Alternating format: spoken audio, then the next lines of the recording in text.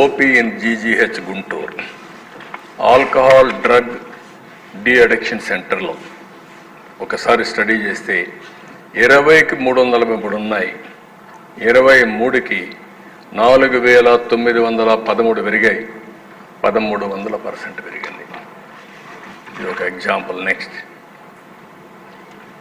ఇక్కడ ఇది ఒకటైతే ఇక్కడి నుంచి ఇంకా అప్పులు చేయడం మొదలుపెట్టారు. మొత్తం నాన్ కన్వర్టబుల్ వెంచర్స్ కింద ఏపీఎస్బిసిఎల్ ఫండ్ రైజింగ్కి వెళ్ళారు.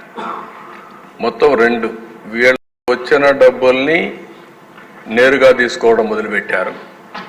బయట కూడా బారో చేయడం మొదలుపెట్టారు తాకట్టు పెట్టి. ఫస్ట్ సిరీస్ వచ్చి 10 ఏళ్ల బాండ్ 9.62% రేట్ ఆఫ్ ఇంట్రెస్ట్ 8,305 కోట్లు అడిగారు, మొబిలైజ్ చేశారు. అదే మరి సిరీస్ 2 9.62%. సిరీస్ 3కి పోయే కొందికి ఎవడు రాలా. ఇక్కడ దానికంటే ముందు మీరు చూస్తే కమిషన్, ఈ డబ్బులు మొబిలైజ్ చేయడానికి కమిషన్ 1.44% ఇచ్చారు. 166 కోట్లు పే చేశారు కమిషన్. దాంట్లో కూడా కమిషన్ ఉందని తెలియదు. మరి అంటే ఏ విధంగా పోయారో వీళ్ళని ఇంకా లెక్కలేంతనం అన్నమాట. నెక్స్ట్ ఇక్కడ ఈ డిపార్ట్మెంట్స్ అన్ని 10 డిపార్ట్మెంట్స్, ఇవన్నీ గవర్నమెంట్ డిపార్ట్మెంట్స్. వాళ్ళ దగ్గర ఉండే డబ్బులు తీసి ఇక్కడ ఇన్వెస్ట్ చేసే పరిస్థితికి వచ్చారు. ఇప్పుడు first APEP DCL pension and gratuity trust ఆ డబ్బులు తీసి ఇక్కడ పెట్టుబడి పెట్టించారు. APSP DCL pension and gratuity trust, AP Genco provident fund trust, AP Genco provident fund trust, ఈ విధంగా వాళ్ళ దగ్గర ఉండే డబ్బుల్ని తీసిచ్చారు.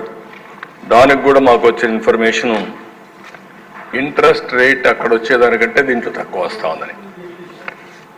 ఒరిజినల్గా అక్కడ వచ్చేదానికంటే తక్కువ వస్తే అది ఎంప్లాయీస్కి కూడా నష్టం.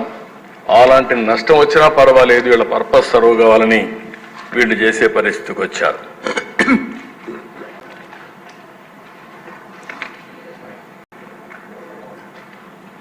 ఇప్పుడు ఉదాహరణకు ఇక్కడ వచ్చినప్పుడు ఏపీ ట్రాన్స్కో, ఏపీ జెన్కో 2,268 కోట్లు ఇక్కడ ఇన్వెస్ట్ చేశారు అట్ ది రేట్ ఆఫ్ 8.5%.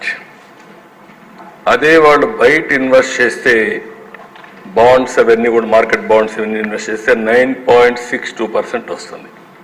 అంటే దగ్గర 1.12% ఎక్కువ ఇంట్రెస్ట్ రేట్ వస్తుంది. బలవంతంగా తీసుకొచ్చి ఇక్కడ పెట్టే పరిస్థితి వచ్చారు.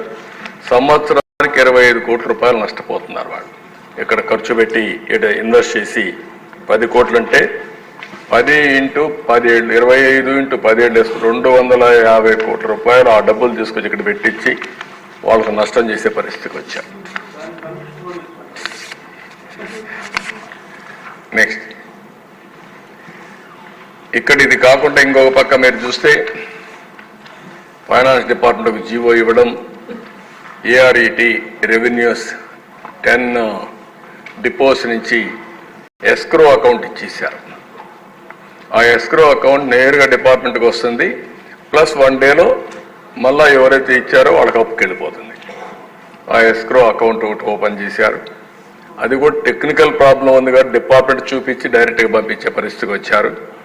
అమౌంట్ ఇప్పుడు ట్రాన్స్ఫర్ చేసింది 14,275 కోట్ల 96,000 ఇప్పుడు ట్రాన్స్ఫర్ చేశారు. ఇప్పుడు కొత్త రూట్ ఒకటి పెట్టారు, స్పెషల్ మార్జిన్.